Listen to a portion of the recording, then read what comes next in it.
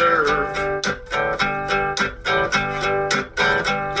The root of all our evil, it begins with the Federal Reserve.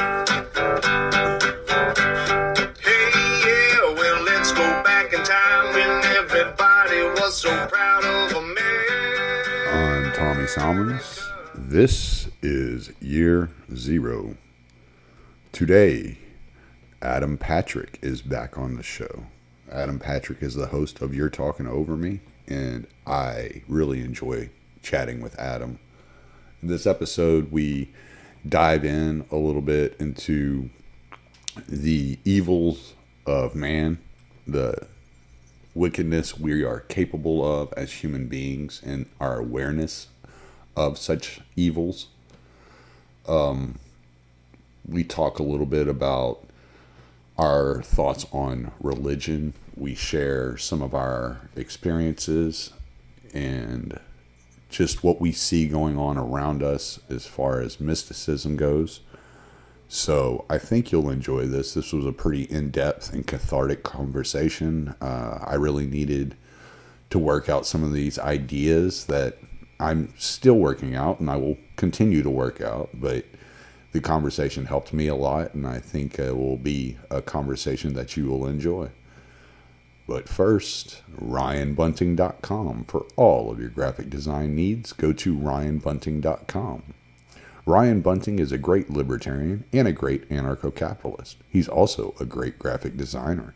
He designed my podcast logo and Pete Quinones' podcast logo for Free Man Beyond the Wall. So go to RyanBunting.com for all of your graphic design needs and check out his book, Project Manicore. As always, thank you, Tom Burton, for the music. Enjoy the show.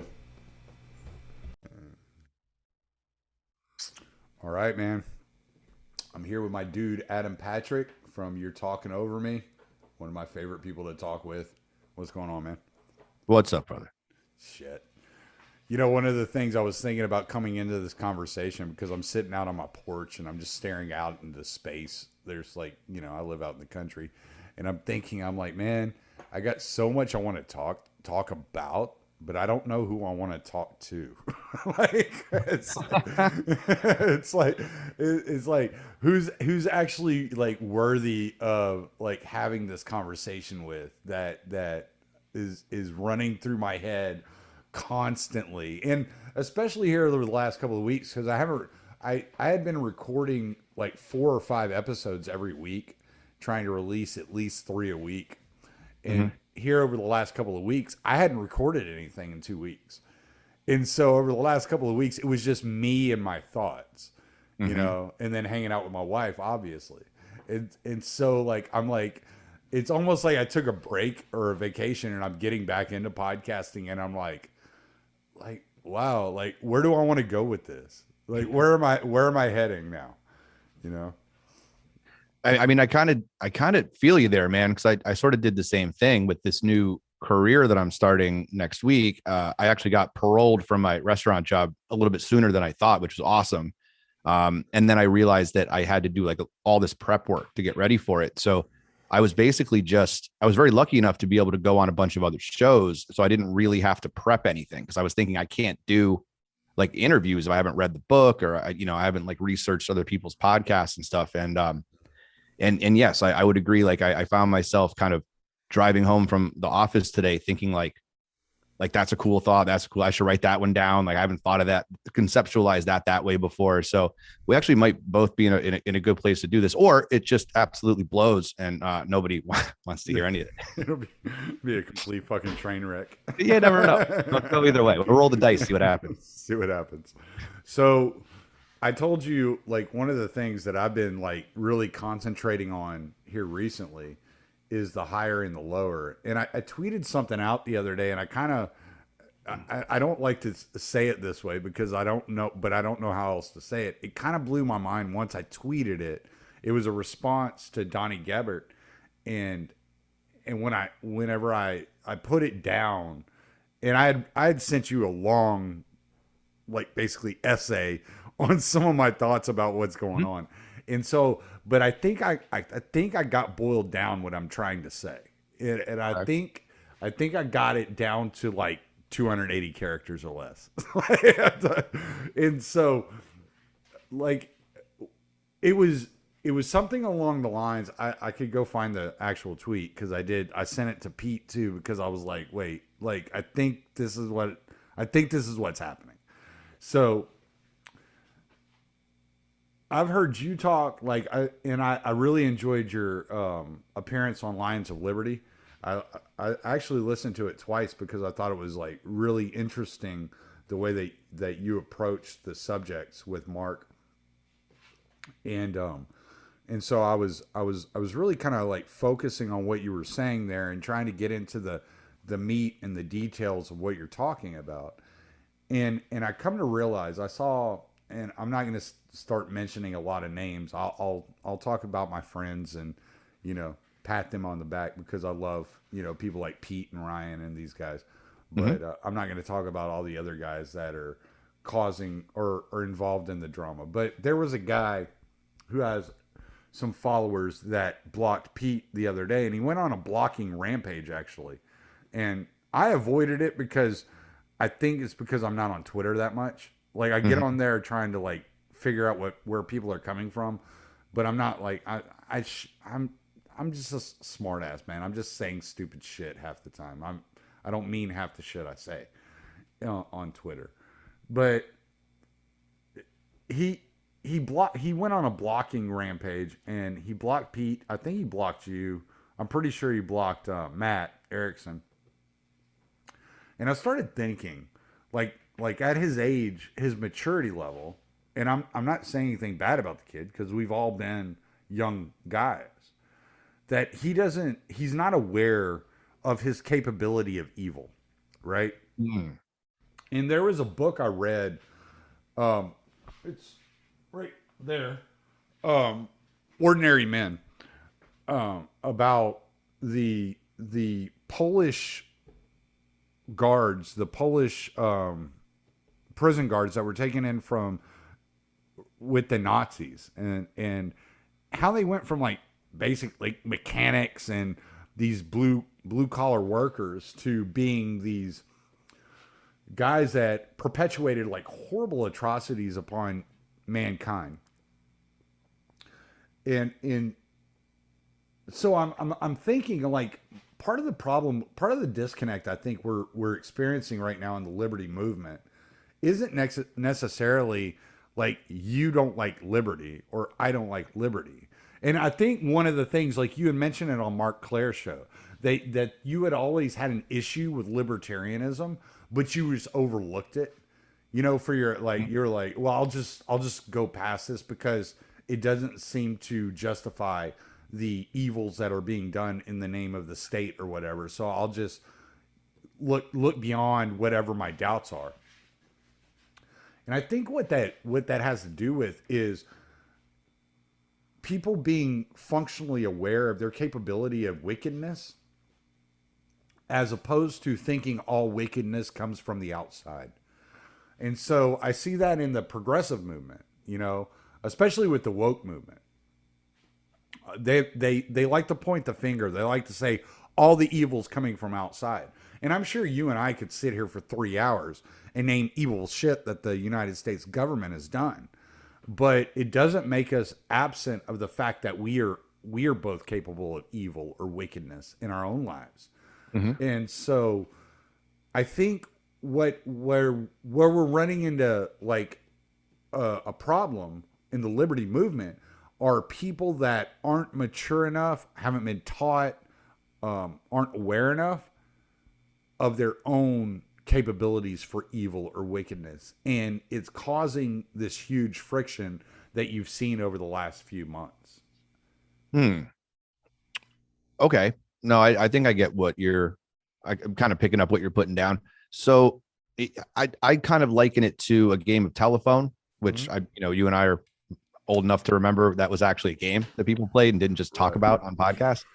Where you get to the point where your average, like, 18 to 22 year old in the quote unquote liberty community, or whatever the fuck this thing is that we're in, is no longer, they're kind of relying on podcasts about podcasts about podcasts about books about thinkers who wrote books that all of the ideas were created in. Right. And so rather than really sit down, listen like at the source or read from the source, they're getting their information distilled by like a lot of people down the line. And then rather than go back to the source, they start to, and this is the same even from the beginning, you start to idealize the thinkers, the writers, or the speakers that are contributing the ideas rather than the ideas themselves. But even the ideas can be corrupting, right? Because once you subscribe to an ideology, so this is kind of interesting, right? So if you're going to subscribe to the ideology of individualism, like, are you even an individual anymore?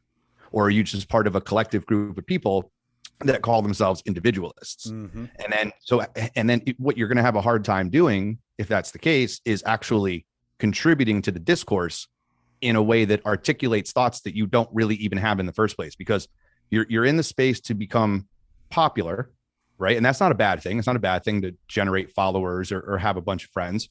So you want to grow so that people will listen to your ideas. But then what you're articulating, you don't really know what that is. So when people question you, the natural defense mechanism comes in. You know, if I say, well, are you really an individual? Are you really an individual? Like, do you know what you believe? Are you able to walk your path regardless of anybody else's input or influence on your life? Are you able to do that? If you can't do that, then how are you going to speak on it? How are you going to tell other people how to do it? How are you going to spread liberty if you don't have any liberty? Right.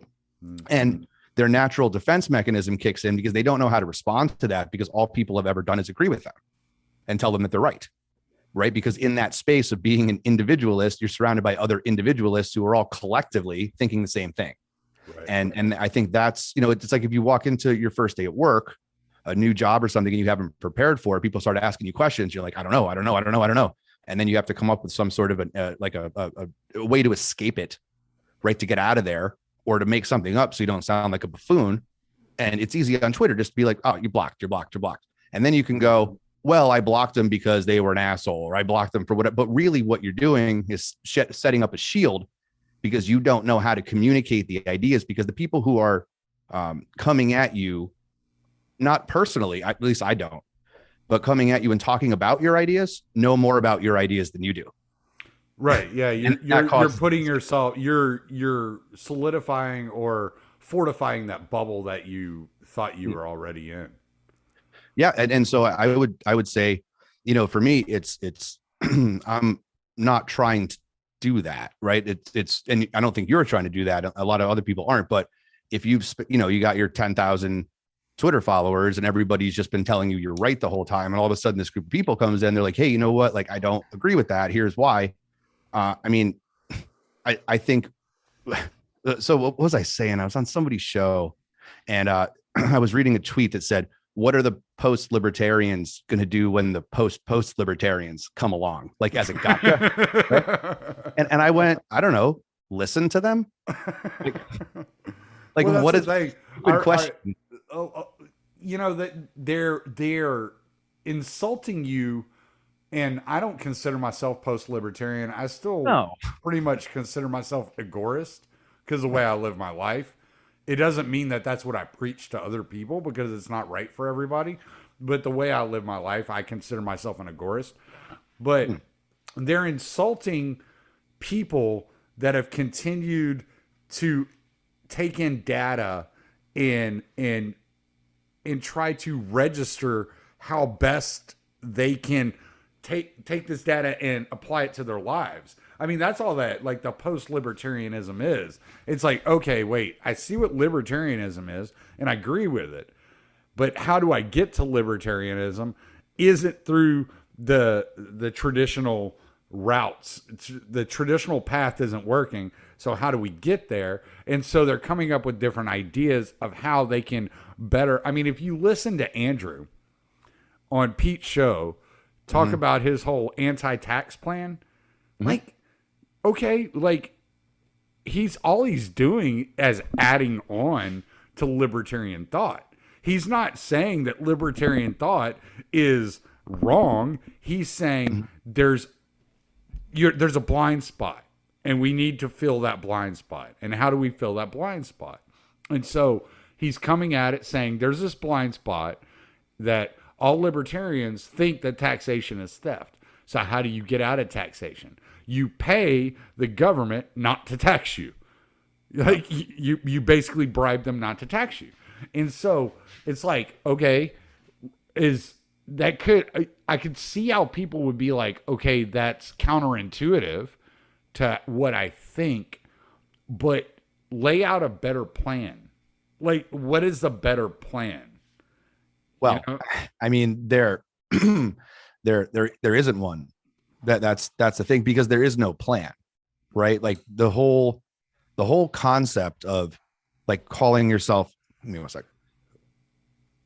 The whole concept of calling yourself a libertarian or believing in libertarianism is not in any way congruent or moves in any particular direction with achieving the goals of individual liberty and economic freedom, right? So my question to people is, are you trying to achieve individual liberty and economic freedom for yourself, or are you trying to be a libertarian? Because those are two completely different things, right? You don't need to call yourself a libertarian to achieve freedom in your own life. You don't even need to know what libertarianism is, right? There's plenty of roads to get there. And so it becomes like this identity. And you saw that, but you see this if people argue like Ayn Rand versus Rothbard, or Hoppe versus Rothbard, or is it Yarvin or Vin? Like people, pick their person that they want to encapsulate their ideas or whatever. And they just latch on to, they don't really like ever do anything with it. And that's a real problem, right? Because what is the ideology even for? So I like to just differentiate between like asking somebody, well, what have you actually done in your life? Or what are you willing to question or learn to do in your life to achieve individual liberty and economic freedom for yourself? And then once you've achieved some semblance of that, then you actually have liberty, and then you can actually share liberty, right? You can share it with people the way that you did it, and they can choose how to go about that path or not. So what Andrew's doing, and I like this from his point of view, even though I'm not somebody who would go the political route myself, but I have said many times, if you're going to, right, I want you to follow the political path that's least likely to get you killed and most likely to be effective. And I would actually prefer people didn't do any of that, that they just eschewed the political system entirely and moved on with their life. But Andrew is diagnosing a problem and coming up with a solution to that problem. And the problem is correctly identified. The solution is very well put and thought out, and it actually could work. It really could, especially locally, it could work. And for people to like deny that or say, and not even coming from my place, just being like, no, the political route's totally fine, but that particular road is bullshit.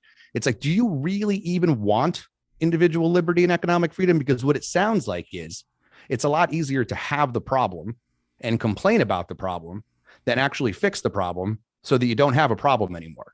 Right? Is your goal to not have a problem anymore, or is your goal to continue to perpetuate the problem so you have a reason to bitch about it? And that's what I see a lot. That's why I kind of call people out. I don't mean it personally. I don't know these people personally, so they're probably really good people. They're just a little bit misguided. And if anybody like asks me how I know that, because that was me for 20 years. I was doing that for 20 years, and I can see it now. I can see it in all of these people. So I just advise people, listen and take the argument on its merit and think it through. And then, if you have an issue with it, talk, like have a conversation, do what we're doing, really sit down and do it. And, God forbid you go on a show and you look like an asshole and your entire image crumbles. Well, hey man, those humbling experiences make you a better person in the long run. If you allow yourself to be vulnerable, if you allow yourself to learn in front of people, in front of an audience, and be embarrassed and be wrong, you're going to come back a stronger, better person, and a smarter person, and a more capable person who can learn. Right. So they don't want to do that, because that's going to crack their little fragile ego that they built up around this like house of cards on Twitter of all places, not even like in the real world. Yeah. Well, and this boils down to what I was telling you, like has become my focus between the higher and the lower. Excuse me. Sorry. I need to get one of those buttons you got. But Yeah, you do. I smoke too much not to have one. I get it. But yeah, no, like when you're talking about the higher and the lower, like you had tweeted something out the other day about acquiring wealth and wealth leading you to like freedom. And what I was saying to you, I said like this almost seems like a stumbling block where you're like combating the lower with the lower, right? So you're looking at solutions you're looking at man-made solutions to man-made problems, and maybe that's not where you should be looking, right? And it's not, obviously, like I consider you a friend. Obviously, I'm not insulting you or telling you you're, a total lunatic or a complete idiot. I was just, maybe there's another way to look at this, and maybe wealth isn't what we should be looking at, right? Because you're looking at like the solutions of, I told you about this book I'm reading, The Language of Creation, Cosmic Symbolism in Genesis. And it starts off, and it talks about the higher and the lower. So like what it's saying is like when Genesis starts and it's saying God created the heavens and the earth. Like this is to be looked at as the heavens as spiritual and the earth as wisdom, right? And then he created Adam, and Adam was the center point. Adam was the connector. Adam connected the spiritual to the wisdom, which wisdom is considered the lower, spiritual is considered the higher. Adam, the man, incorporated both, right? And so by incorporating both, he was bringing both the spiritual and the wisdom of earth together. So what I was trying to say, and I didn't go forth and like post a lecture series because I didn't think it was necessary, was that when we're looking at wealth, we're really looking at the instruments of wisdom. We're looking at the instruments of the earth, of men. And maybe, whether it's God or Christ or whatever it is, maybe we should be looking beyond that.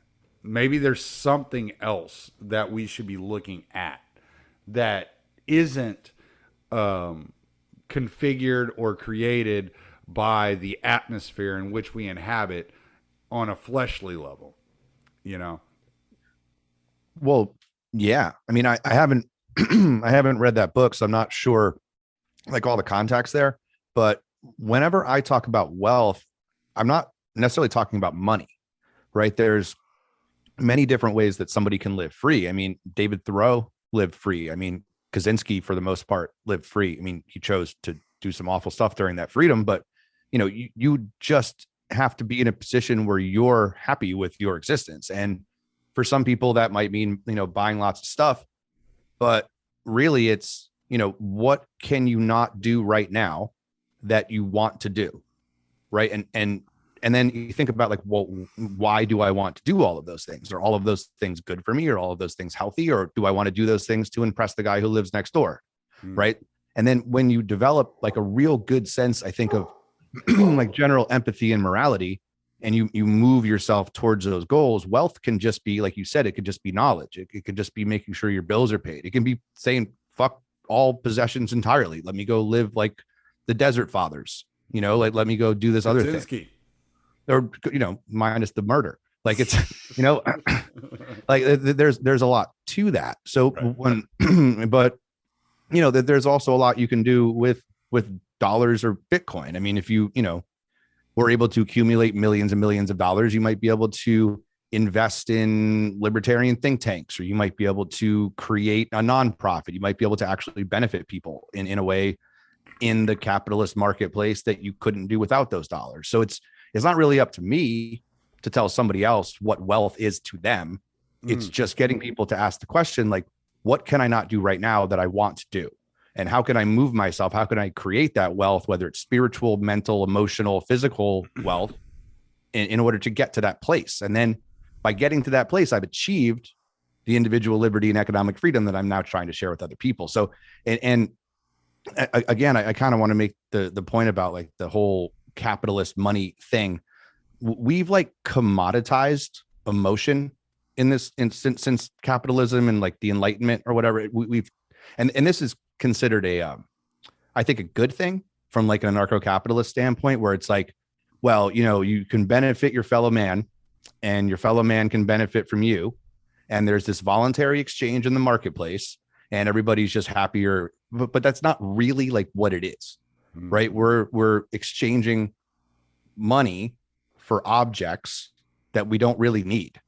And that somehow is like that. It's this awful side effect of capitalism, where by commoditizing emotion, you've now taken the meaning out of the exchange, right? That so like the reason, you know, usury in the Bible would be, or in the early Christian church, or in, you know, was kind of frowned upon, is because you're supposed to do to your fellow man without expecting anything in return, right? And capitalism has sort of demolished that and left people with this empty place in their heart they're trying to fill with all these shiny things. So I think that kind of conceptualization is something else to bring to the libertarian community, because what you're saying is not you specifically, but like the Kings, what you're saying is, I have these rights, right? I have a right to life. I have a right to property.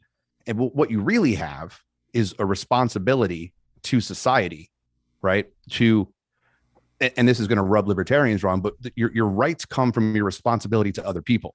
However, you simultaneously owe no one anything and everyone everything. And the only way that you can provide anything to other people is by realizing you owe no one anything, taking care of yourself first, figuring out how to be the best you can be, and then contributing that responsibility to society in a way to prove to people that those rights exist. Does that make sense? Yeah. Yeah, no. And that's something that if you read like the book of Luke, right, that you'll pick up on in the early Christian kind of a communion, the way they situated everything was not as individuals working, but it was this Christian community working together to feed people, to feed each other, to work for each other, to care for each other. And so it was very almost syndicalist in a way, which would be our common vernacular today. It would almost be syndicalist. But again, it was all voluntary, because it was all those that chose to live this lifestyle, that chose to be part of this community. And so, and I've tried to say this, and in this epiphany hit me when I read Voltairine de Cleyre. And she wrote an essay called Anarchism. And I read it. I guess I was at the peak of my anarcho-capitalist kind of thinking when I read it. Sherry Voluntary introduced me to it. And, sure. And she was like, you got to read this chick. She's like a great writer. And I read her essay, Anarchism, and she's describing panarchism. So from there, I went down this Roderick Long road and like was reading these anarchist thinkers that aren't from the libertarian school of anarchism. And it made me realize that an anarcho covenant, an anarcho community like Tehran, so to speak, would not be what libertarians picture it as. Because you would have so many outside influences that are trying to destroy you that you couldn't be individuals. Like you couldn't exist as an individualist. That's just not how you would survive. Yeah. The way you would move forward is acting as a community. So you got kind of this whole agorist mindset of intentional communities, right? Which is what you get. What's the name of that website? I can't even think of it right now. But it's the website that Derek Bros put together with Bush. I can't think of his first name right now. I know what you mean, John Bush and Derek. I know what you're John talking Bush. There you go. I kept wanting to say Michael, and I was like, it's not Michael Bush. No, that's not it. So, yeah. So it's the website they put together where you can get into these, like you can create these intentional communities. Freedom cells. Freedom cells. Thank you.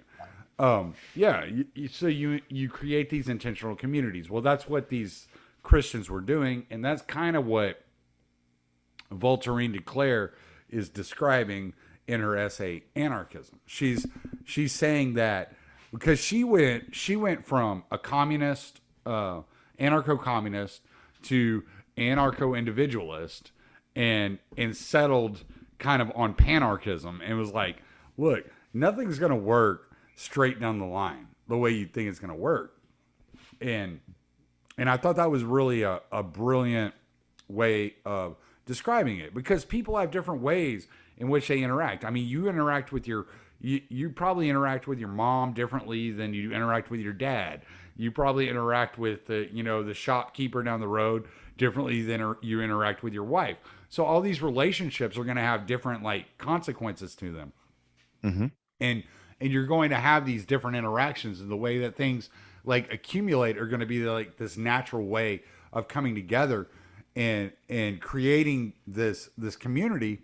And so the more I listen to libertarians, the less less I identify as libertarian, because they have such a structural kind of diagram in their head. Then I'm like, no, but that's not how people act in the world. That's just not even realistic to think that people act so intently and with such. I mean, we don't think about how we act with other people. Like, I was just accused the other day of having an attitude with somebody, and I was like, well, all I said was okay.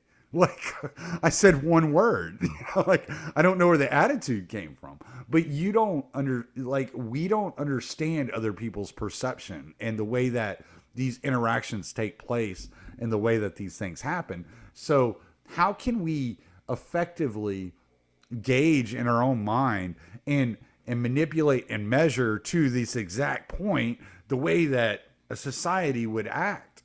And it just doesn't make any sense to me. Well, I think the reason it doesn't make any sense is because let me try to word it this way. All of this that we're doing, like in this modern capitalistic 2021 society, Western culture is very abnormal, right? Like all of human history up until 500 years ago would never have had to have these conversations, because all of these things would have been answered on a day-to-day basis anyway. So this entire idea of anarchism or panarchism or libertarianism or socialism, communism, capitalism, whatever, they're all products of a very strange way of looking at the world that developed around the mid 17th century, right? That nobody prior to that would have had any conceptualization of. So I look at all of these issues and I see like you said, all of this, like kind of everyone's on edge, everyone's, pushing back at each other and acting weird. But then when you're just kind of walking around like in nature at the dog park or in the woods, like people are not doing that, right? They're not seeking you out on the hiking path to like argue about how snotty you're being. Like they're nice and they smile and they'll move right out of your way and let you go past. So it's like, what did we as a culture create over the last 500 years that we need to uncreate real quick, right? Because it seems to me like even like there's no fix to humanity to go back to like the Middle Ages or the Dark Ages or biblical ages. There's no fix to any of this, but there's certainly no fix in what we're doing now, right? We're creating problems and then trying to solve them. Like if there's anything modernity has done a very good job of, or the Enlightenment has done a very good job of, it's create problems and then sell you the solution to them. And so you have people like, the woman you're talking about, the panarchist, or even like Benjamin Tucker, or just anybody, like Kropotkin. Am I saying that? I think I'm saying that name right. Yeah. Like who are reacting, they're reacting to what's happening in the moment. Like Marx is reacting to what's happening in the moment. Like people on Twitter right now are reacting to what's happening in the moment. And they like forget that history didn't start a generation ago. Like we go back 11, 12,000 years, you know, the Neolithic age, like when we came out of hunter gathering, like there's a lot to learn from that, to go back to those traditions and rituals rather than to be like, okay, well, let's just go back 100 years. What were they doing then that worked so well? Like, were they doing things that worked so well? You know, it does like end, like people say, like, we're going to end the state, or we have to end the state, or we have to create like an anarcho covenant or narco commune. Like these are just made up words for things that human beings have always done. Like human beings did things without naming them shit for thousands and thousands of years. And now we're pretending like we discovered these ideas like all of a sudden, but we're just, I think, mentally going back to what worked and then renaming it something in the moment. Like an anarcho covenant or narco commune is just people living in a place and taking care of each other. Like that's all it is. Like people can live in a place and take care of each other right now without calling it anything. They can just do that.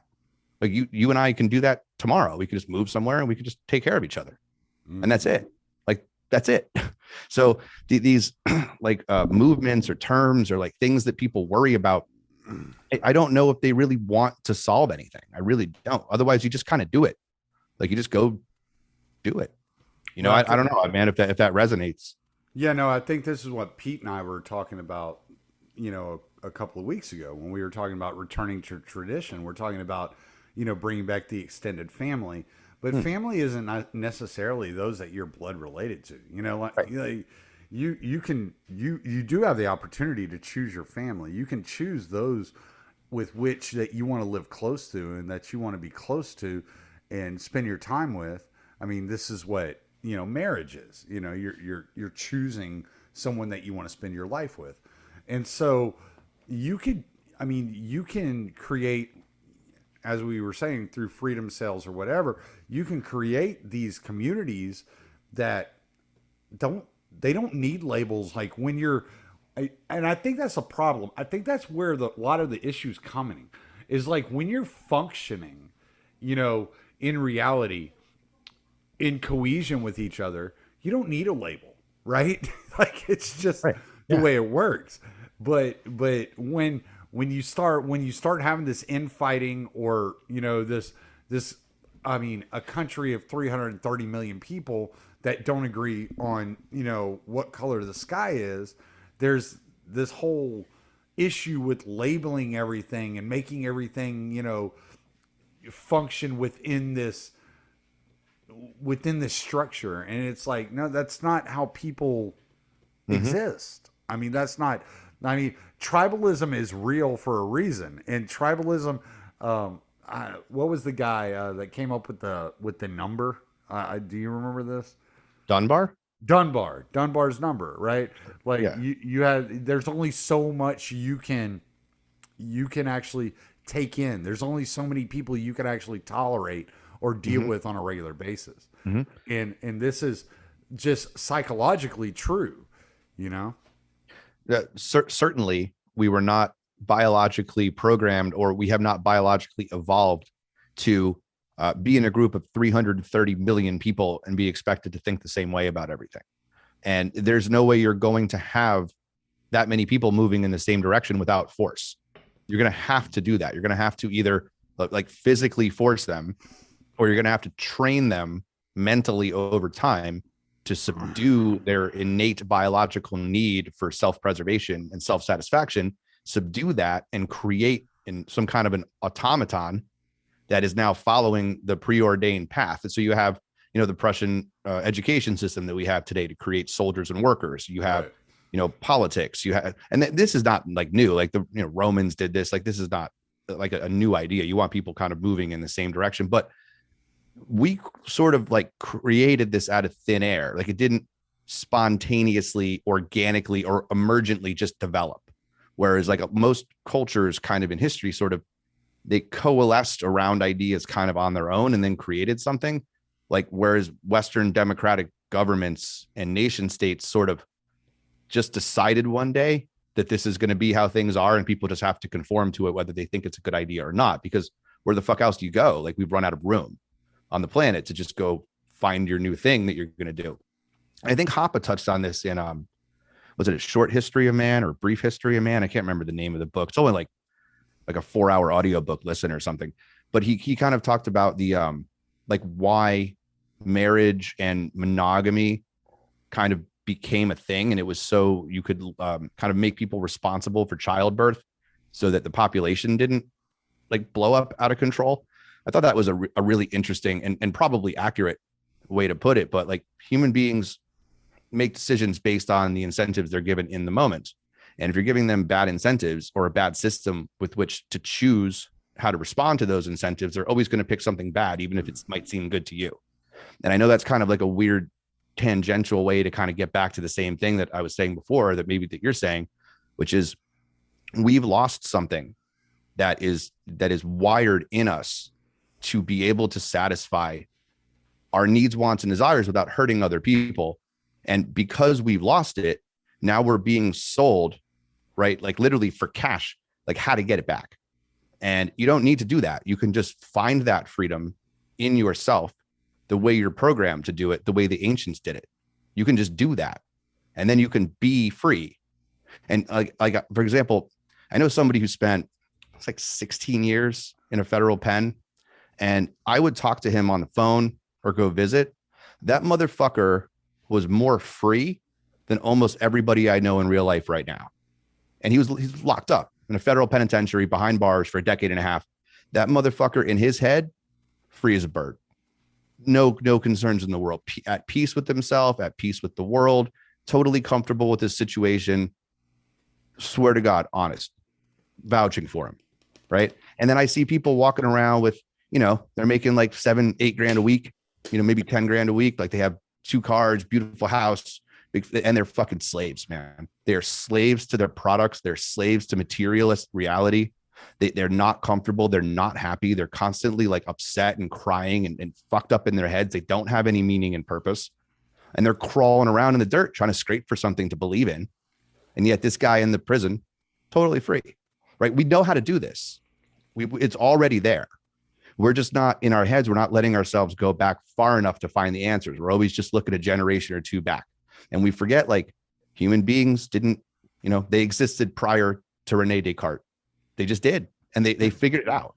So I don't know, that's kind of been my general philosophy as I've kind of expanded and grown and learned over the last like 18 months, or let's say 20 years, is kind of what I call the path of the anarch, which is, this is life. You ebb and flow. You figure out what you're going to do in the meantime. You consider the options. You do what you have to do to get by. You try not to hurt other people, and you don't ever really subscribe to anything, like anything. No isms, no platitudes, no belief systems. It's just life. And then what this really does is it empties you. It like flushes out, like kind of like an ayahuasca experience, right? Like flushes out all of this bullshit in your head, like all gone. And then you start to figure out what your actual path is going to be, because you're no longer reliant on other people to tell you. And then when you do that, when you can really like, and I'm working on it, I'm sure people are much further along on this path. Once you do that, once you can move on that path, then you can start to see things for what they really are. And then it doesn't matter. It doesn't matter what other people think or what other systems you're supposed to subscribe to or whatever. You just live this peaceful, wonderful existence where really like everything matters, but kind of nothing matters. Like, does it really matter if like my car breaks down? Does it really? Like, people survive without cars, right? Like 100 years ago. Do I really need one of those? Like, do I need the next pair of shoes that I saw on TV, the sneakers? Do I need that? What do I really need to do? And I think that's just a really freeing concept. And it just surprises me that libertarians and anarchists are so opposed to that, because it seems like such an easy thing to do for yourself. Yeah, and maybe this is why I'm in such a different mind space than so many other people are. I mean, I haven't watched TV in 6 years. I haven't turned on a TV in 6 years. I haven't. It's all like my entire life is reading, listening to podcasts, or working out in my yard. Mm-hmm. That's it. Or working my job, which during that time, normally I'm listening to podcasts. And I've changed the habits of the podcasts I listen to. And I'm listening to more podcasts that are focused on higher meanings than anything that we could accomplish on Earth. And I think this is like, all right, so like one of the things like that you said a while ago is wealth is different for everybody. Well, when I think of wealth, and the way it's always been defined to me by other people, is it has to do with time. Yeah, it's about the greatest non-renewable resource we have. Right. And so when I think of time, I think of aging, and I'm thinking like all you're doing with your time, majority of people, not you per se, but the king's you, all you're doing with your time is wasting it in most situations. And so if you are interested in having more time to waste, then I don't really have much in common with you, because my interest is not in wasting time.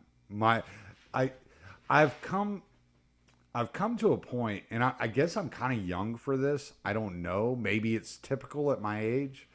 But I'm 42 years old, and I look back at the way I've lived my life, and I'm shocked that I survived a lot of things that I did in my life. Mm-hmm. And I'm realizing that I can't continue to act that way and survive. And I want to be around for a little while, at least to experience my grandchildren, And so it's this kind of like engagement with morality that I've kind of like stumbled into, that things on my body are not regenerating or recuperating or existing the way they once did. And I'm like, okay, I'm in decay already. So how do I just keep the mobility alive? Yeah, I get it. Yeah, sure. And so, and what really did it, and it might seem like tedious to most people, but it's like, it turned out to be a big deal for me. I was on the floor wrestling with my dog, and you've seen my dog. He's a 95-pound pit bull that everybody that listens to this podcast has heard him before. And I'm on the floor wrestling with him, and he caught me right in the mouth with his head. Well, when he did, it cut my gums all the way up to the roof of my mouth. So I have this tooth that is dying, and I'm watching it die as we speak. And I'm like, okay, it's only a matter of time before I have to go get like an implant or something put in there. But it's this kind of like reminder to me, like every time I brush my teeth, every time I see it, or like bite into something and it hurts all through my face. Like, I'm mortal. Like, my body is not what it used to be. I mean, when I was 23 years old, I got in a four-wheeler accident. I ran face first into a wrought iron gate that was locked. And I went over the handlebars, pivoted on my face on the top bar, and I barely chipped my tooth. But I got a 95-pound pit bull head first into my gums, split me all the way up to my, my nose basically. And I'm like, okay, I have to remember that this body is coming to its end at some point. And so it's making me look at all of these things so much differently. And it's really making me kind of like take in the way that people are arguing, the way that people are coming at these subjects. And I'm like, and some of these guys, I'm like, you're so fucking smart. You have all the principles down, you've read all the principal books, but you're missing one thing, and it's what I was talking about earlier. You are unaware of your capability of being the evil person that you're pointing the finger at. And you need to like take the time to figure that out. You know, as Jung would call it, like meet your shadow, you know, type deal, and figure that out. You have to like not understanding your capability for violence or evil is dangerous, because one day you may be in a situation where that comes out and you won't recognize what happens when it's done. So figure it out while you can still be peaceful, you know? Yeah. I mean, yes. So I think how to word this. I think that maybe quote unquote, we, right. Just like human beings in general, as we start to notice things about ourselves and then see them also in other people after we've learned about them, it can be enticing maybe to want to sort of help people through that journey who are not yet ready to go on it. And I'll just speak for myself. I like pointing out things that I see from my point of view. I'll kind of like you did. I'll say, well, this is what I'm seeing. This is why I think I'm seeing it this way based on my kind of, but I try really hard not to like try to convince anyone to do anything about it. I kind of want them to kind of come to it on their own, because I don't want to fall into that trap where I'm then projecting my journey onto other people. But it was interesting what you said about time, because in much the same way, you know, I think as we get older, and I'll speak for myself, but I think you're probably going to agree with this. Like there, you know, an hour that you spend sitting on the front porch or by a lake or fishing, where you're just doing nothing, but just kind of being there, existing in the moment and relaxing, you know, can look to at 42, can look to an 18-year-old like you're quote unquote wasting time, right? Because they're moving quick and they're trying to like accomplish everything all the time. They're like, why are you wasting time? And then I'm almost 40 myself.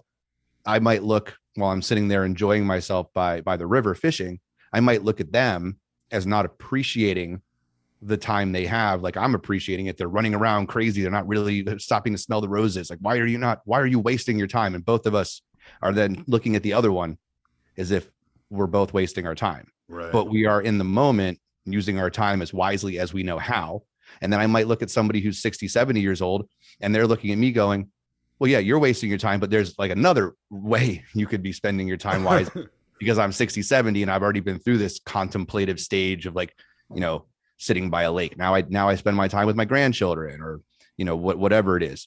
So I think it just, I'm not necessarily saying that you're doing this, but just for kind of people listening, this natural sort of tendency to sort of project where we are in the moment onto others who are not, or who are in a different spots or places in their journey than we are. Right. And to realize that how we spend our time is pretty subjective to the moment. But just to be a little contrarian to my own points, it is worth considering other people's viewpoint, right? Because maybe, like you said, maybe you do have a point that will resonate with that 20-year-old who says, you know what, I am running around like a crazy fucking ant in the anthill all day long, or a bee in a beehive. I do need to chill and go fishing a little bit. And then, you know, maybe at some point you think, shoot, like I haven't done a lot with my business lately. Maybe I should take something from this 20-year-old and get a little more ambitious and try to build a little bit more of a retirement cushion for myself. So I do think that what you're doing is you're allowing, you very personally, you are allowing yourself to be open to the conversation, where I think what you're saying is a lot of people are not open to having that conversation, and therefore they're kind of hurting their chances of learning from other people, whether they're older and wiser or younger and dumber, right? You can sometimes learn a lot from stupid people too, like of what not to do. So I would just like remind everybody not to fall into that projection trap of thinking whatever stage of the development that you are in at that moment is like the best one, you know?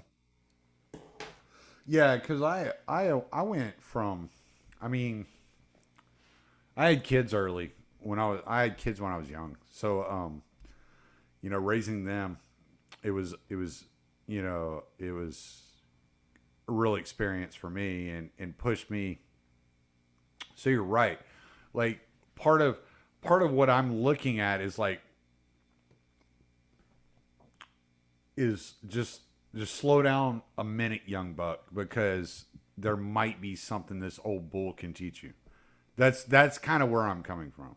It's like just hold on 1 second. Like I get that you're ambitious. I get that you're influential in a specific way.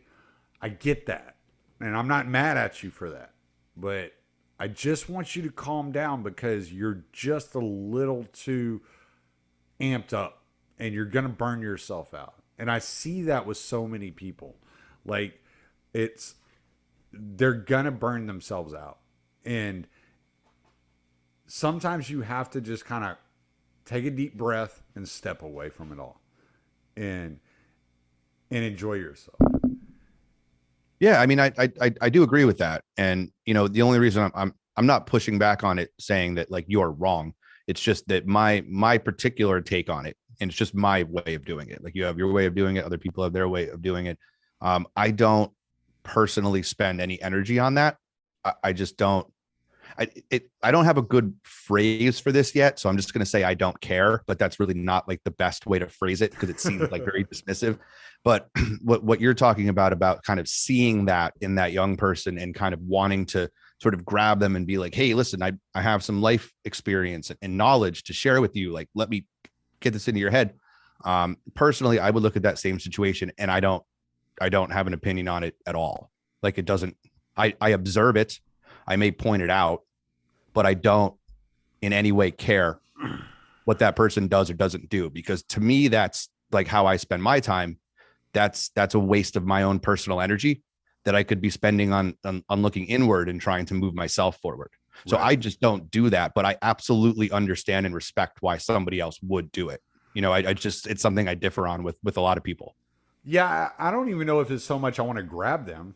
It's just, it's, you want to choke the shit out of them, Tommy. Well, just you want to body it's not even that. It's just that when I look at it, like, I'm like, oh, this is why there's this division.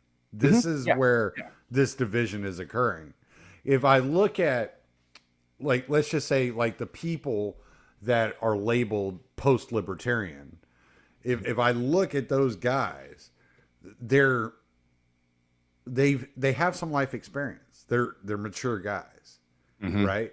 If I look to the people that are arguing against them, they're younger guys. This is where I'm coming from. Like, no, you're 100% right. Yeah, I'm trying to diagnose what is happening here. And this is where I'm coming from. Like, whenever I say that, like, some of us are more capable of recognizing our capabilities for wickedness and evil, it's because we've seen ourselves do things we never thought we would do. You know, we've experienced that. And some of these guys have never experienced that. And so they're preaching to those of us who have more life experience about how to be a better libertarian. And we're like, hold on, man. I don't think you're understanding like what we've experienced, like what we're bringing to the table. It's not that we don't agree with Rothbard or Mises. It's that we think that on a psychological level, like those that are just coming into Rothbard and Mises are missing a critical point. Yeah, I mean, you're making. I agree with you on the diagnosis, and for sure, I think I, in my own way, point out the exact same observations that you're making. It's like, I guess, picture 18-year-old Tommy, and think like, would any of this resonate with that human? Like, would you be able to get through to you? I would never even read Rothbard. Yeah, well, that's kind of my point. Like, dude, if I look at myself when I was 20, like I basically just gave the middle finger to every motherfucker that I came across. Like I was probably the most anarchic that I ever was when I was that age. I don't even mean anarchist. I mean like just anarchic, like the path of the anarch, path of like just not caring about anything. I wouldn't have been receptive to this at all. Right. So I think that it's just that natural cycle of like, you know, you get older, you have experiences, you try to share them with people, they don't listen, they make the same mistakes, then they get older, then the cycle repeats and repeats and repeats. And maybe that's just why I don't spend any energy on it, because I feel it's kind of a waste of my time. Right. And like you said, time is, you know, very valuable, and it's the greatest non-renewable resource. You never get it back. And so if I spend my time like wondering what some dude on Twitter was blocking me for, that's time I could have spent, I don't know, literally doing anything else, like eating a can of SpaghettiOs, like anything else that would be more beneficial to my life than that. And that doesn't mean I don't care about them. Like I do go on there and, like you said, point out my observations. Like they might even be crude and somewhat arrogant observations, you know, at times, but that's it. Like that's as far as I care to take it. And then people who kind of want to pay attention to that can, and if they don't, like whatever, you know. And I guess maybe more so I'm communicating to people who might internalize this a little bit too much at our age, or maybe a little bit older than us, in like that 40 to 50 range, where they just like fucking kids today, you know.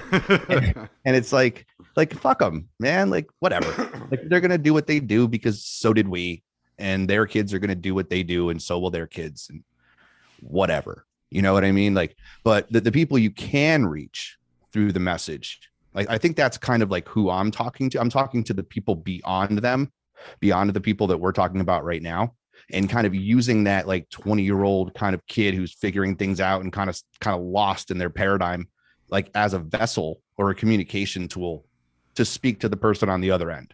Right. And I feel like that's a much more effective use of my time. And it seems to have worked pretty well for me, but I don't know. Like I'm super open to like other ways of doing things. I think I probably fucking learned more. Jesus, I don't know if I learned more about human nature 17 years in the bar industry or 17 months on fucking Liberty Twitter. Like it's pretty fucking close. You know what I mean? Like if they're racing, it's down to the fucking wire. Like we're in the home stretch and the finish line is like nose to nose. So much of the focus of my podcast is to point out abuses of power and how bad things have gotten and the direction in which we're heading as a society. And it can be a real black pill. I've partnered up with Richard Grove to offer my listeners an opportunity to sign up to his Autonomy Course. The Autonomy Course is designed for people looking for solutions, people that want to shape their own future, people that are not willing to be at the behest of large corporations or the United States government or the banking system.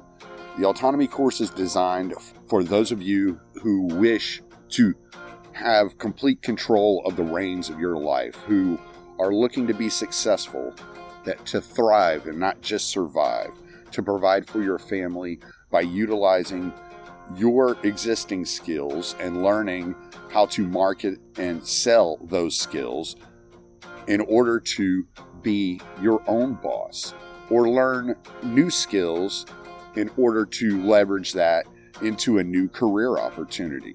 So if there's a job out there you've been trying to get or you've been wishing you could get, but you just don't have the skills for it, the Autonomy Course is the place for you to start, to learn how to land that position, to learn how to market yourself better, to gain confidence, and to be surrounded by a community of like-minded people that will encourage you and help you along the way. So use my affiliate links and go check out the Autonomy Course. It could be right for you. Well, I want to kind of like shift gears here, because we're talking about time and we're talking about like these kind of deeper issues, and I don't want to keep you too long, but I do want to touch on this. Mm-hmm. So I had a experience last weekend. I went to a wedding with my wife, and there was this little girl there, 13 years old. She identifies as a boy. Okay.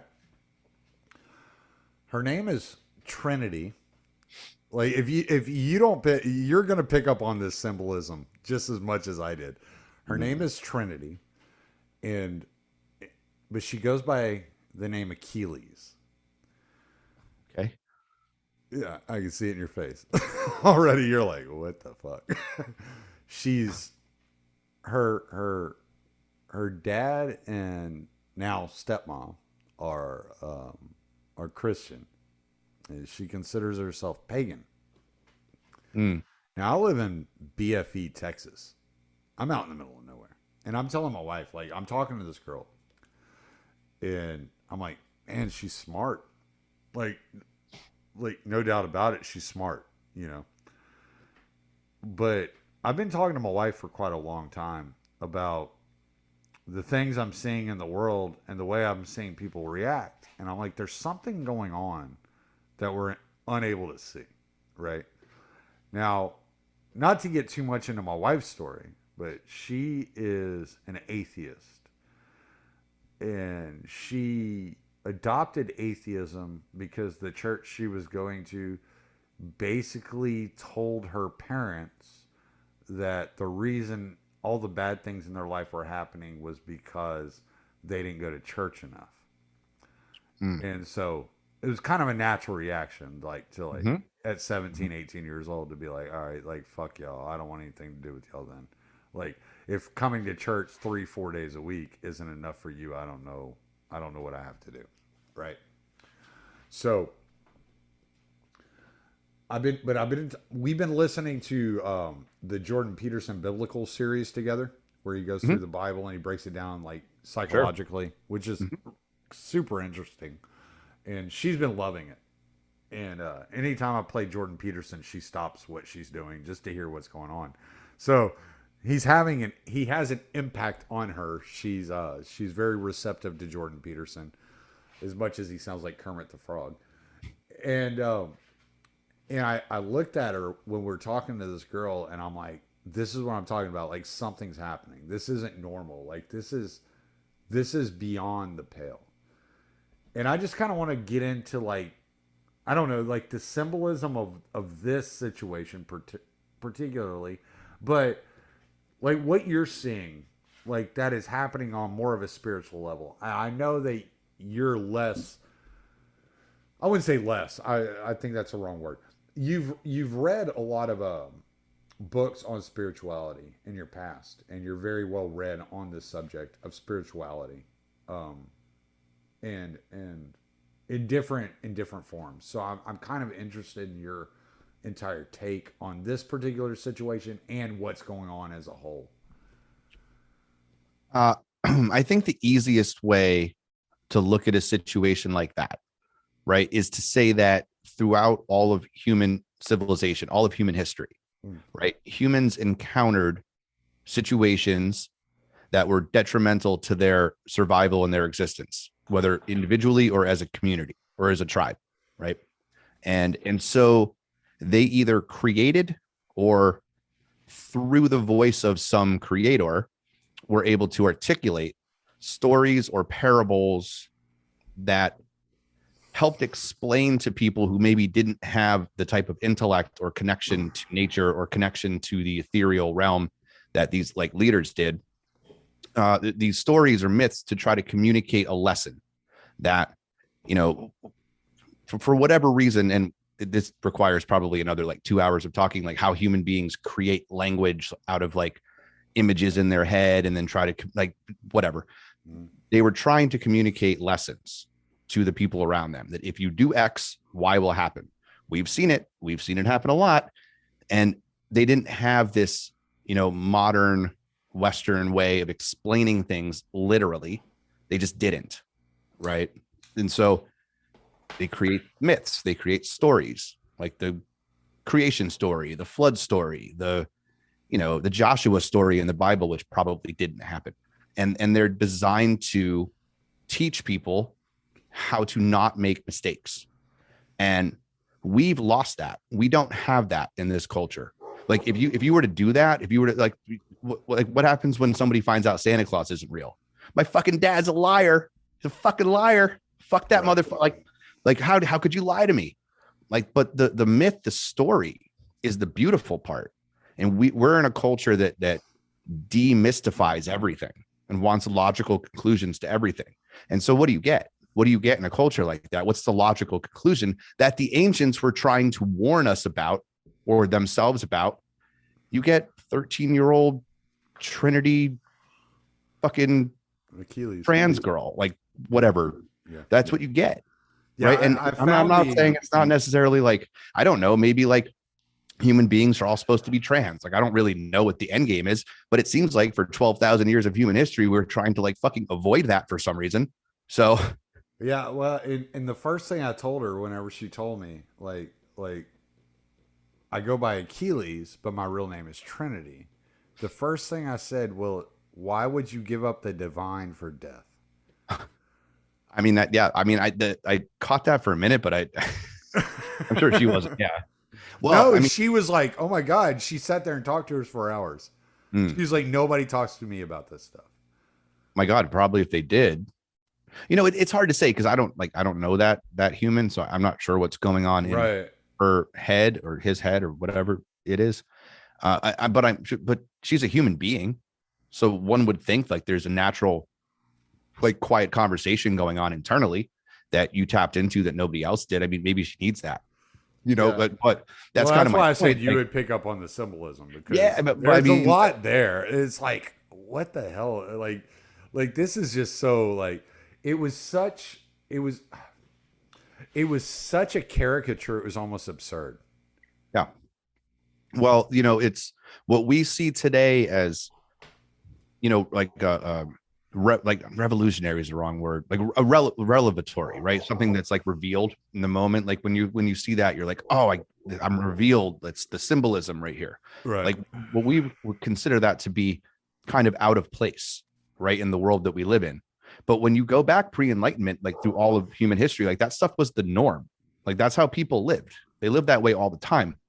And listen, it could be, I'm open to the possibility that all of that, like extra worldly, otherworldly, spiritual God, like that all of that's like complete bullshit and doesn't exist. And the fucking postmodernists and all this shit, they were all right. All the Enlightenment think like people who worked out of deism and said fuck all this, maybe they're right. But it seems to me that following those myths worked better than evolving out of them. Because here's the result of what all of those ancient civilizations were trying to avoid. And we're not just letting it happen. Like as a civilization, not me and you, but as a civilization, we are promoting this idea of progress, the Hegelian dialectic, right? Like we have to keep learning and keep growing and keep moving forward and keep progressing. And it's like, progressing toward what, dude? What are we progressing toward? Because this doesn't look like progress to me. This looks like a civilization trying to kill itself. And it seems to me every time I read a fucking ancient story, biblical, Kabbalistic, whatever, they're always warning about this being the outcome of some bullshit that we did. And and we got here because we ignored all of those lessons they were trying to teach us. So that's kind of just my working thesis. Like if I have to fucking make believe that there's a God, I'm going to fucking make believe there's a God, because that shit fucking works better. It just works better. And I'm not saying I am make believing. I'm just saying, you know, take Pascal's wager. If you're somebody who's on the fence, because this is what happens when you go over the other side. Yeah. And that's kind of like what I was talking to my wife about, you know, because it's like, you know, I was like, yeah, I've considered myself agnostic for quite a while. And we live in such a material world. It's so easy to fall into that mindset that I wasn't there. I didn't see it happen. I don't know what happened, you know, right? There's three sides to every story: yours, mine, and the truth, you know, kind of deal. And what I told her last night, we were chatting, and I was just like, you know, I don't understand how people I respect and intelligent people believe the resurrection story of Christ. And then I remember, like, and then I think about like strange things that I've seen in my life. And I'm like, would that be the strangest thing I ever saw in the world? Like, I've seen some weird shit in my life that I'm like, that could be possible, you know? But when you're going through day in and day out, the way you read it, the way you look at it is, I'm not 100% clear. And I've told, I told Pete this the other day. I was like, I'm not 100% sold. I was like, I'm 100% sold that Jesus lived. Mm-hmm. I'm not 100% sold on the resurrection. But at this point, I'm not even sure that that matters. Yes. Yes. Yes. You know? Exactly.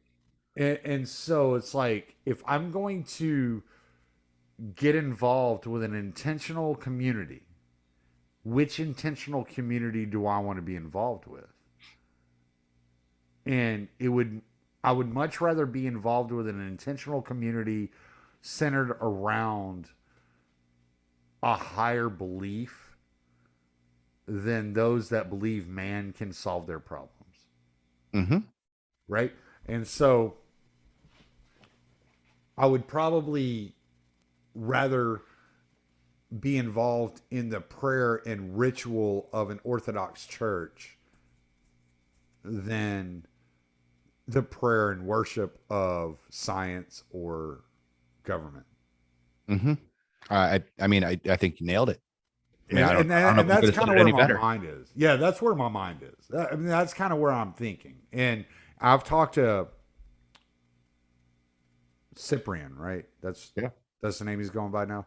Mm-hmm. I'm really bad with names. It's not an insult to him at all. I just have a trouble remembering.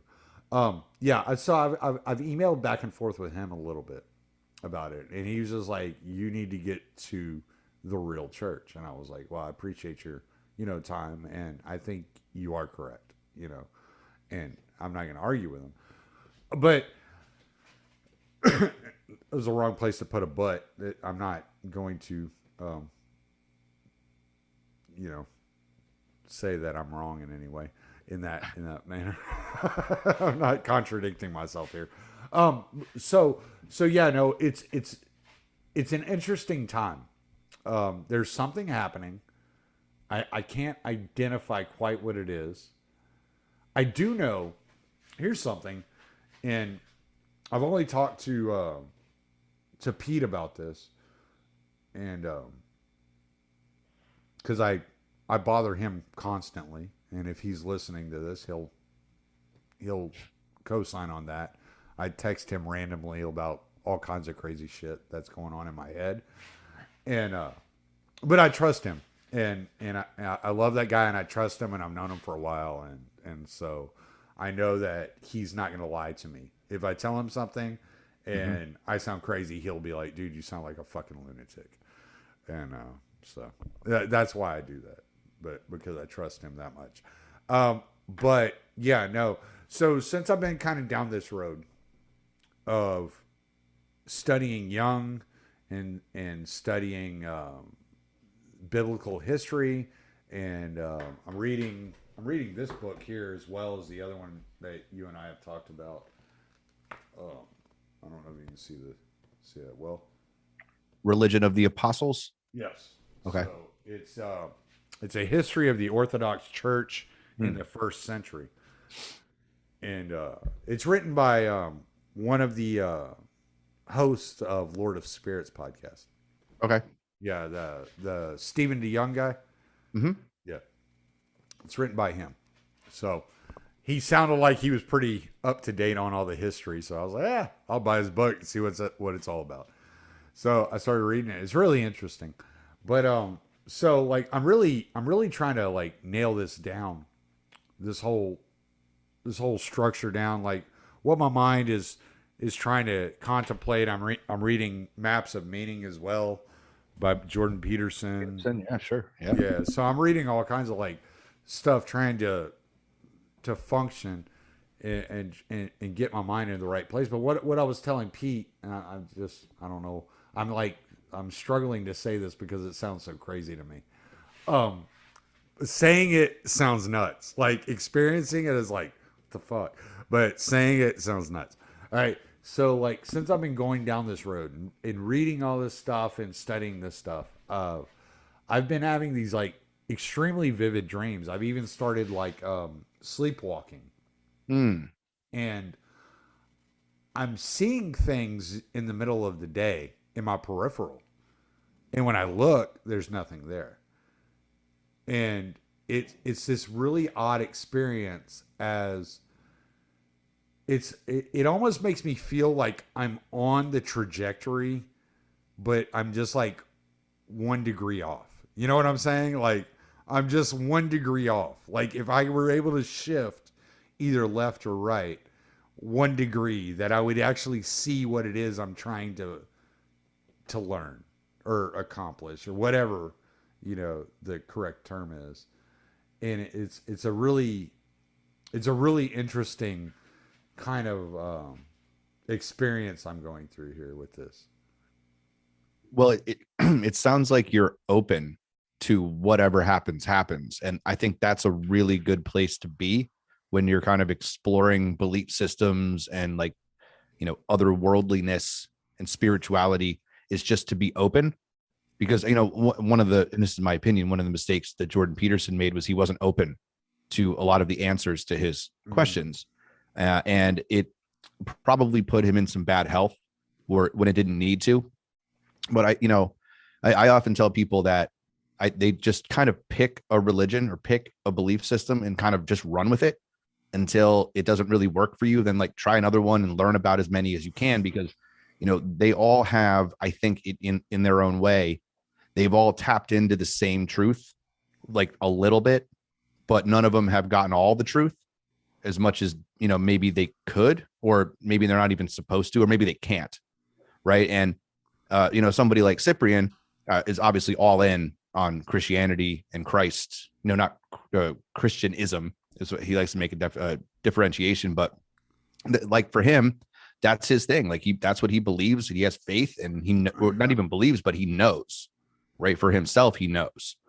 And I think all you can really ask of anyone, or ask of yourself, is to get to that place somehow. And you're never going to get there if you're closed off to the options, or closed off to the information, or closed off to the communication that you might get from something like that. I mean, it's, you know, if anyone who's ever done an ayahuasca experience or had like a really, really strong trip, if you really relax and let somebody guide you through it, you can learn a lot that can really make your life peaceful for a long time. So there is something there, chemically, biologically there, that even if, you know, for some reason there is nothing out there that's bigger than this, that you can really grab something that benefits your life by just sort of accepting whatever chemical processes create a reasonable facsimile of it. Right. You know, and I don't mean to be materialistic about that. I don't actually believe what I just said is true, but if you had to err on the side of something, just be open to it and let it happen to you, and you will find truth there. It'll be your truth or a truth, but it'll be a lot more than saying, no, I know that what's happening right here, right now is all there is. And I know that. And it's like, man, talk about faith, talk about a belief system. You know that? Yeah. How do you fucking know that?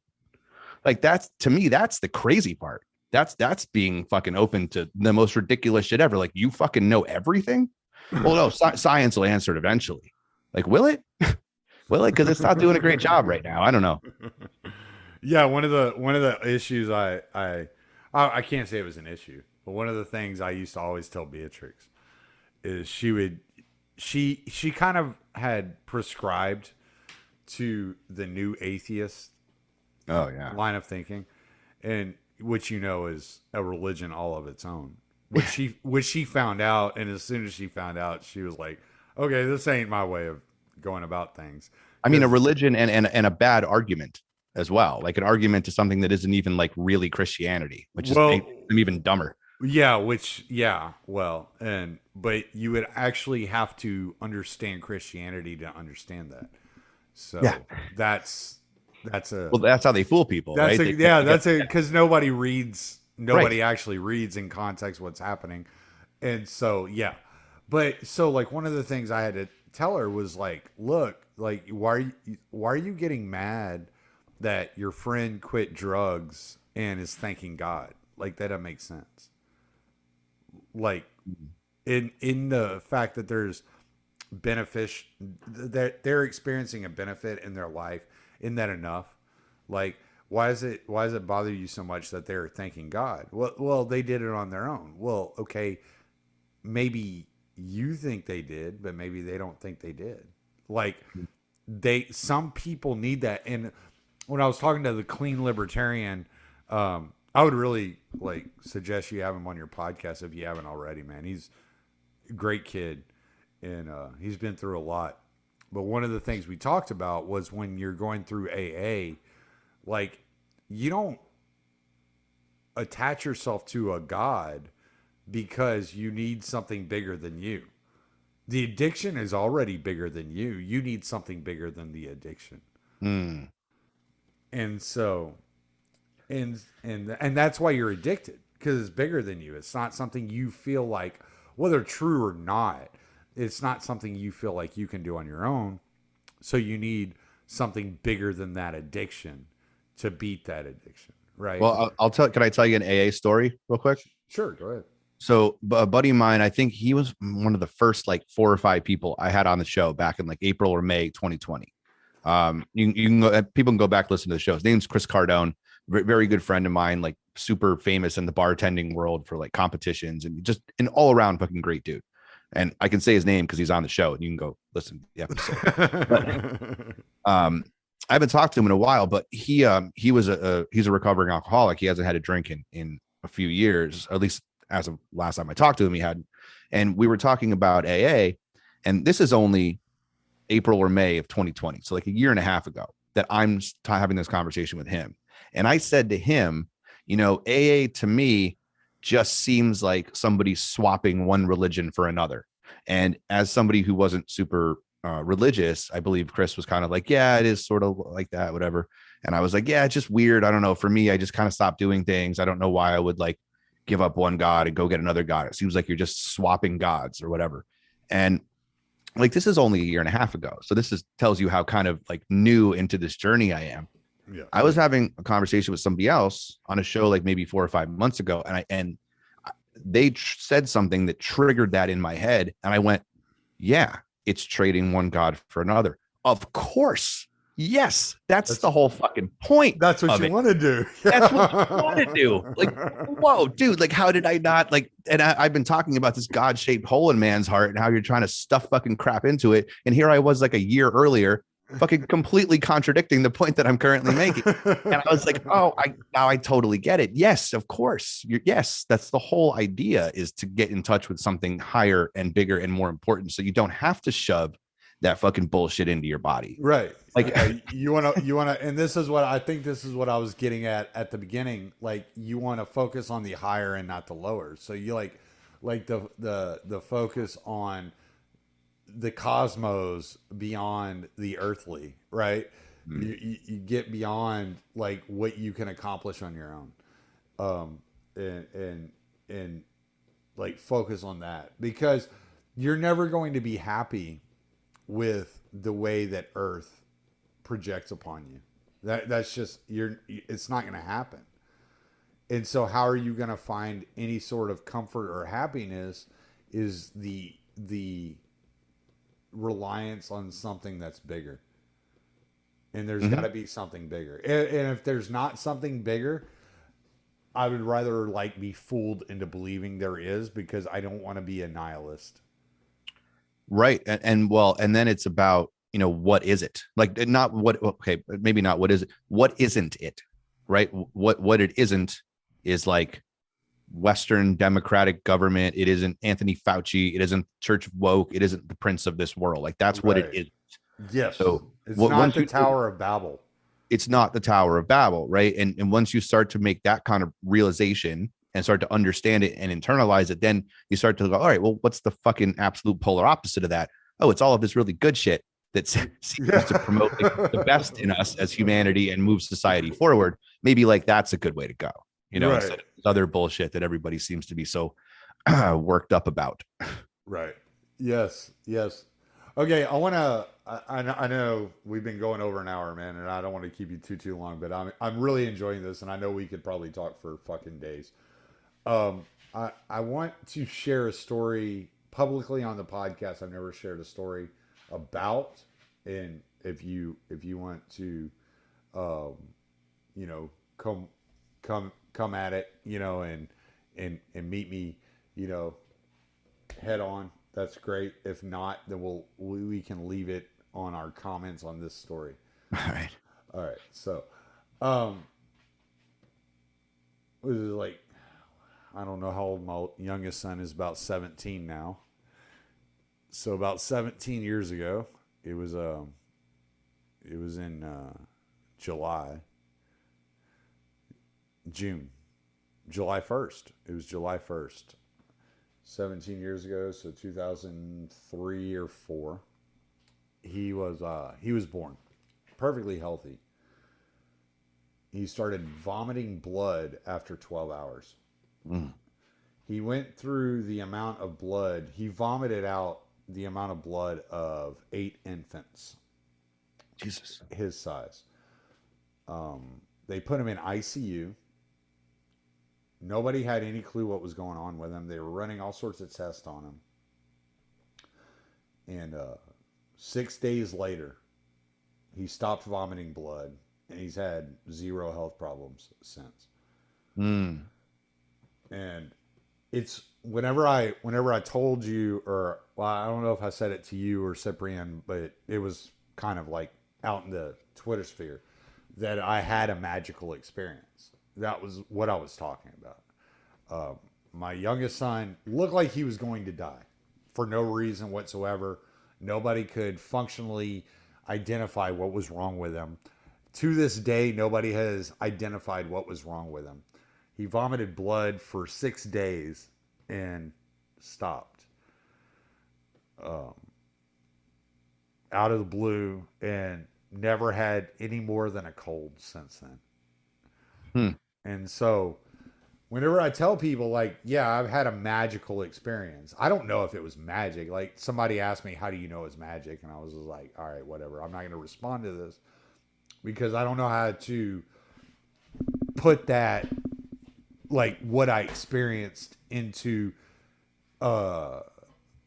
making it an objective magical experience. It was subjectively, it was magical. I don't know if I could make it objectively magical. You know what I'm saying? And so I just kind of ignored that. And it wasn't to be rude to the guy. It was just kind of like, I don't know if I could explain this in a way that would make anybody see what I'm trying to say. Also, what a dick to come in with that comment during that fucking you sharing that experience. Like, how'd you know it was magical? Like, why? Well, I didn't. No. I didn't get into that. I didn't talk about it. But I'm saying from his point of view, like, why would he even comment on it? That's such a douchey thing to comment on your wonderful sharing of your experience, right? Well, no, I didn't share the experience. That's what I'm saying. All I said was I've never had a religious experience. I've had magical experiences. That's I get it. So he said, how do you know it was magic? And it was like, do I share this or not on Twitter? Mm-hmm. Like, how hard would it be to share on Twitter? Like, you know, type deal. Mm-hmm. So no, I didn't get into it, but I was in the Baptist church at the time, and I did write a blog about it and how it was God. And whether it is or isn't, like, it doesn't matter. As far as I'm concerned, there's not a doctor out there or a politician out there that can explain this any differently in any way, shape, or form. It was one of those things that you experience that never allows you to become an atheist. Yeah. I mean, I don't know how to like add to that, but I mean, that's a beautiful thing. I mean, and thank goodness that, you know, your child was okay. Right. For whatever reason. Great. I mean, that's he's a little fucking beautiful brat, thing. But he's great. I mean, there's so much there. I wouldn't even know where to start. But I mean, I think, you know, again, like kind of like you said, the magical experience is subjective. It's whatever you want to make of it. You know, if I think that's a beautiful way to interpret it. And yeah, I feel like anything I would say would probably just take away from magic. I think it's probably better to just let that linger in people's heads because it's a beautiful story. Yeah, no, it was pretty wild. I mean, You know, there was a lot going on at the time, and it was nuts. I wasn't able to see him. I wasn't able to go see him at the hospital very often because of the hours I was working. And so I would come home I wouldn't even come home. My mom rented a hotel room, and my wife at the time was staying with my mom at the hotel, and I would come to the hotel at the end of the day to find out all the updates. And just one day it was over. It was just crazy. Yeah, man, that is absolutely nuts. I mean, wow. Yeah. So it was wild, man. But yeah, no, like, so I tell people, like, I've had experiences in my life that have not allowed me to cross the threshold of agnosticism. It's things like that. I've seen things happen that I'm like, okay, you can't explain this to me. Nobody can explain this to me. Like, I don't know. I mean, to me, that's ultimately the beautiful thing about following your own path, is that, you know, you don't need anyone to, right? You don't need anybody to explain it. It just is what it is to you. And that's what you feel. And that's your life. And you don't owe anyone an explanation for that. You don't have to explain it to them. You don't have to listen to their critique of it. It's all you. It's all your life experience, your mysticism, your family. And I think that, you know, it's very like congruent with the path of the anarch, which is the path that I feel like I'm on, where that's your experience. These are my experiences. Like, I don't owe anyone anything aside from my own responsibility to them in civilization. But like, my interpretation of something that happened in my life, it's mine. Like, that's my thing, you know? And I think that's like incredibly beautiful. All right, man. Well, like I said, I've kept you over an hour, which this is fun, dude. I'm glad we did it. I love chatting with you because you're so easy to talk with, and you're so open-minded about things. And so we can, like, I probably said more in this podcast about my own life and my own thoughts than I ever have in any other podcast. So, well, I know that one day, however the stars align, eventually we will meet IRL, right? And yes, I promise you, I will crack open as many fucking beers and smoke as much shit as you want, and we're just gonna fucking go at it for like hours and hours and just completely let loose. It's gonna be a total blast. Like, I have no doubt, like, at that vibe, that we would absolutely fucking kill it, just chilling in real life. So let's make sure that happens like relatively soon. Yes, for sure. Actually, we're talking about making a trip up to the Northeast next year, so we will definitely be in touch. And we actually might be going down to visit. So my girlfriend's like a very, very close friend of the family just moved to Houston, and then I have a couple of friends in Fort Worth. So now that my job is mobile, we were actually thinking about, we have to figure out what to do with the dogs, because I have my bulldog has separation anxiety and can't really ever be left alone. Oh, I know how that goes. So yeah, you get it. You have a bully. But we're trying to get down south too. So I'm sure, like, eventually a lot of people in this sphere will start starting to get to know each other a little bit more personally. I definitely would like to be a part of that. So if you do make it to Houston, I'm only 2.5 hours away. I can get there. Beautiful. We'll figure it out. But yeah, cool, no, I appreciate this conversation, man. I feel like I talked more in this conversation than I normally would, but it was very cathartic on my end. Well, it wouldn't be a conversation if you weren't talking. So yeah, I appreciate it, Dan. Yeah, that was great. All the listeners are gonna be like, why does this fucking dumbass keep fucking saying shit? Nah, stop it. They want me to shut up. They want to hear you, man. It's your show. All right, I'm gonna stop the recording. Oh, well, plug, dude. Plug. Oh yeah, shit. I do stuff. Fuck. Yes, you do. All right, so wait. I'm just like I'm a corny grifter who runs a podcast, and it's at no, yeah. So it's Yer Talkin Over Me.com. Yer Talkin Over Me, YER, talking with no G over me. You can get it on any podcatcher, YouTube. I have the setup now for videos. So starting probably later this month, I'm going to start putting videos up on YouTube so I can get more than 100. I'm not even sure why I have like 100 subscribers on YouTube, because it's just the audio and a static image. Yeah, right. But apparently people, it should be 0. Honestly, like, I don't know why anyone would ever go there. But there will be videos up, and it's I am Adam Patrick on any social media platform, preferably Twitter, or You're Talking Over Me at protonmail.com. And that's it. I'll put it all in the show notes. They'll be able to find it. Cool.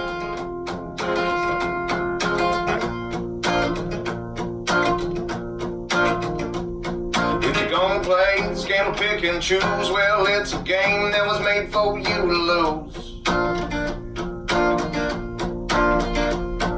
It doesn't really matter how many times. It's the same old worn out stories, same old lines.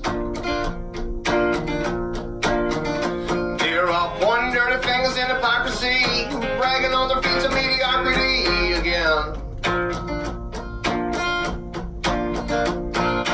Never really making any kind of change, but they keep on getting re-elected, and I find that strange.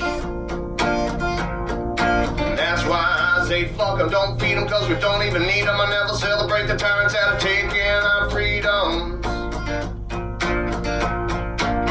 Yeah, I said fuck them, don't feed them, cause we don't even need them. I never celebrate the tyrants out of taking our freedoms. What's it gonna take for you to see that we're living in a rigged democracy? People stand in line for the these that they've been choosing, paying no attention to the rights they keep on losing.